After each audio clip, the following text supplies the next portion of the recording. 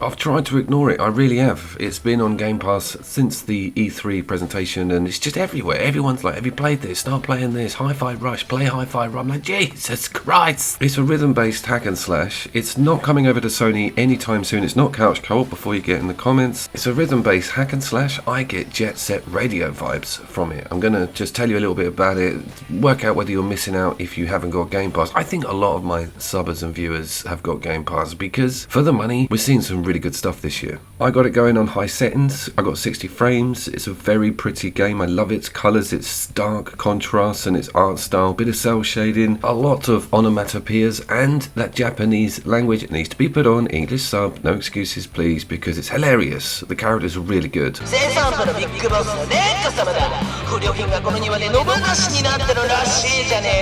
I suffered some minor technical issues on some of the sounds. Super annoying because this game has got a good soundtrack. Opens up with the Black Keys. I remember them 15 years ago. Probably cost them a few pennies on the old copyright. This game is from the mind of the creator of the Evil Within series, who was also involved in some of the Resident Evil 4 stuff. The only parallel is that it's a third person sort of hack and slash, and that's probably what I'll bill it as. It's like a simplified Devil May Cry that's based on a 4-bar beat system. So let me explain how the rhythm setup works. You have to get 3 hits over, then you're met with that circle in a circle business, and you've just got to get a timed 4th hit. So it's all about committing. You can't button bash and you can't switch targets too much. It's interesting, it's actually quite addictive, and I'm glad I've downloaded it and got involved. When I first clapped eyes on it, I thought it was very much an arena-based rhythm game full stop. Like you're going to be just tapping buttons like you would on Amplitude or even Thumper. Something that was really rhythm-based, but it's not. It's a pure third-person action ARPG with platform elements, not open world, unfortunately. And that was one of the missells, is seeing that beautiful cyberpunk cityscape and then getting pushed down quite linear puzzles and platforming sections. But they're done well. You have a double jump, you have an air dash, everything is snappy, it all feels really natural. This is a very well-made game. A, for its size, B, for the fact that it's on Game Pass day one release, and C, from a developer who doesn't really have much experience in the sort of zany cyberpunk rhythm-based hack and slash genre. So pleasant surprises all around.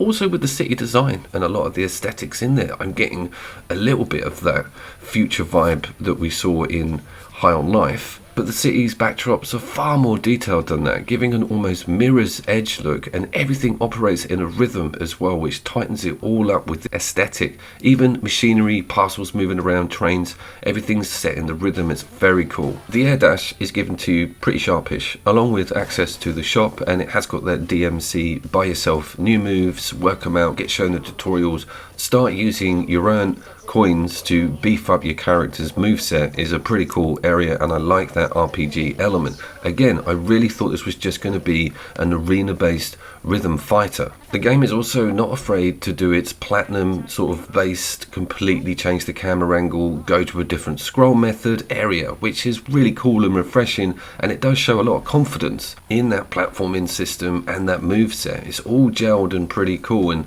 you feel totally at home, like you're playing a sort of 90s arcade game, but then when it hits into the combat, you're full on aware that you're playing a current gen, rhythm-based, awesome looking Game Pass exclusive, which I don't get the option to say often. Its switch-ups with the styles are really good, especially on a puzzle level, and it's got a no-holds-barred sort of idea set with what it's going to do to you, what it's going to put you in on a room level, isolate you, introduce some new enemies. Very cool ideas. I was extremely worried when I started seeing a switch system. Hit this switch, see that flap go up, you know the deal, Ragnarok. But it's completely refreshing, injected in at the right time, and just keeps you thinking, what am I going to get next? As you can tell, I also can't help myself gawping at the game. It's extremely pretty. There's something about this colour palette and the crisp design of all of the machinery. The way it moves in rhythm is almost Ghibli-like. It's beautiful, and I'm extremely impressed with how they've managed this on a game this size, and just how refreshing this art direction actually is. I'm not saying a bad thing about this game yet, which is damn surprising considering it's a Sunday afternoon. Let's talk about that combat in detail, because I'm blue balling a little bit. I've left it to mid-video, not really touched on it much, because it could make or break this game, and especially with me, someone who's heavily into third-person ARPGs, especially action ones with rhythm, counters and parries. Wow, this is like Bayonetta, Beautiful Joe, Mad God. It's crazy. Platinum have really dropped the ball. This could have been a completely skinned Platinum game. Beautiful Joe 3.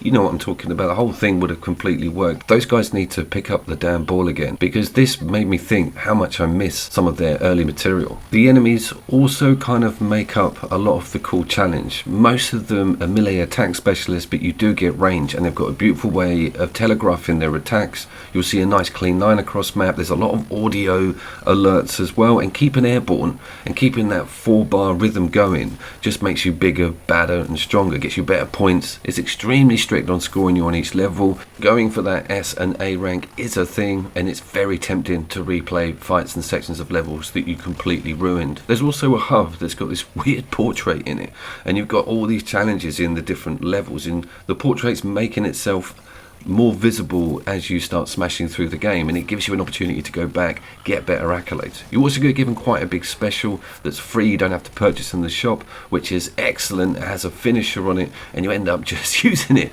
way too much. Yeah, I've been playing this game all weekend, I just realised. The bosses, again, massive Platinum style set arenas, absolutely fantastic. Different tiers, they have brilliant animations, some of the lines they come out with are very funny.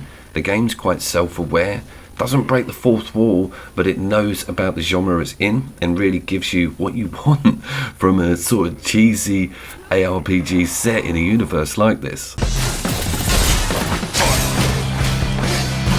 You get given a grapple, which kind of links up a lot of your moves in combat, and also allows you to close distance on enemies really quickly. That's one thing you will notice, is that other than the dash, there's no real run, and getting to an enemy before your rhythm window is going to run out, or linking everything up, is part of the problem. So this grappling hook's amazing. The whole game just steps up a notch. Content wise, I was supposed to do the Dead Space remake this weekend, and get this, I can't find a physical copy.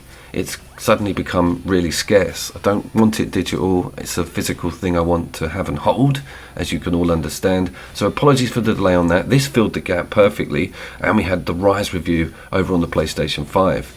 If this got to PlayStation and Sony, it would be a godsend. I know that there's a huge audience over there that love this type of game, so fingers crossed. I'll keep an eye on it. I reckon it will be a year, maybe 2 years exclusive. Let's try and work it all out, and any comments from anybody who knows anything on the grapevine about what's happening with this and its platform exclusivity.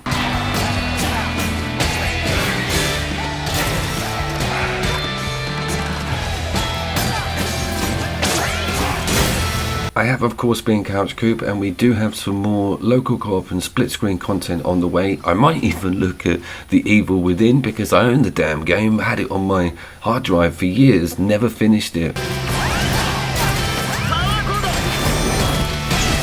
I will get that copy of Dead Space, and I'll probably get Callisto Protocol as well, and do them both in the same video. Let's see how that goes down. And there's a lot of sci-fi film references in the Dead Space series, so I probably want to go into those as well.